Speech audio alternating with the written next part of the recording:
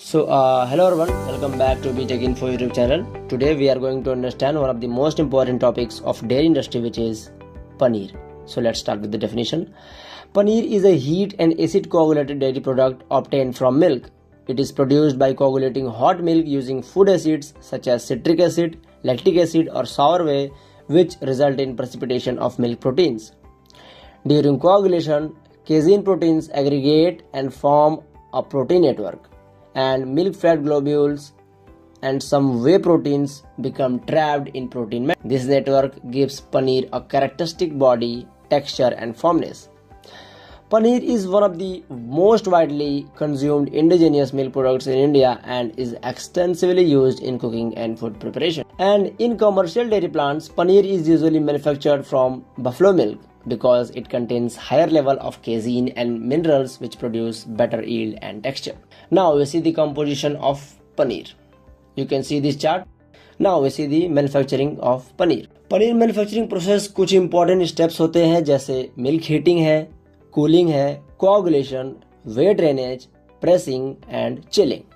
इन सब स्टेप्स का proper control paneer की क्वालिटी और यील्ड को अफेक्ट करता है. Now heating of milk. Paneer manufacture का फर्स्ट स्टेप होता है मिल्क हीटिंग. मिल्क को जनरली 90 डिग्री सेल्सियस पर हीट किया जाता है और उस हीटिंग से माइक्रो ऑर्गेनिज्म डिस्ट्रॉय हो जाते हैं और वे प्रोटीन डीनेचर हो जाते हैं, जिससे पनीर का यील्ड इंप्रूव होता है. कोआगुलेशन.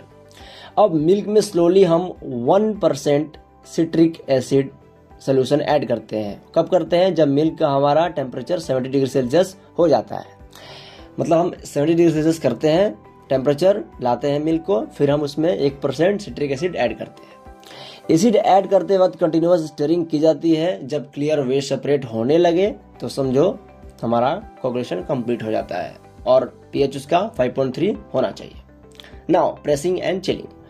कोआगुलेटेड कर्ड को मसलिन क्लॉथ लाइंड हूप्स में फिल किया जाता है और उस पर प्रेशर अप्लाई किया जाता है, जिससे एक्सेस वेयर रिमूव हो जाता है.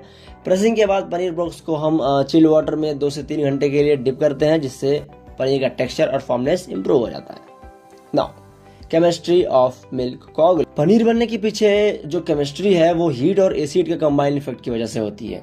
हीटिंग के दौरान बीटा लैक्टोग्लोबुलिन, जो कि वे प्रोटीन है, केजीन माइसिल्स के साथ रिएक्ट करता है और कापा केजीन के साथ कॉम्प्लेक्स बनाता है. इससे वे प्रोटीन पनीर स्ट्रक्चर में रिटेन हो जाता है. ठीक है, अब हम देखते हैं कि acid reduces pH and causes mineral removal from casein micelles like tricalcium phosphate converted into monocalcium phosphate plus soluble salt and calcium hydrogen caseinate converted to soluble calcium salts plus free casein.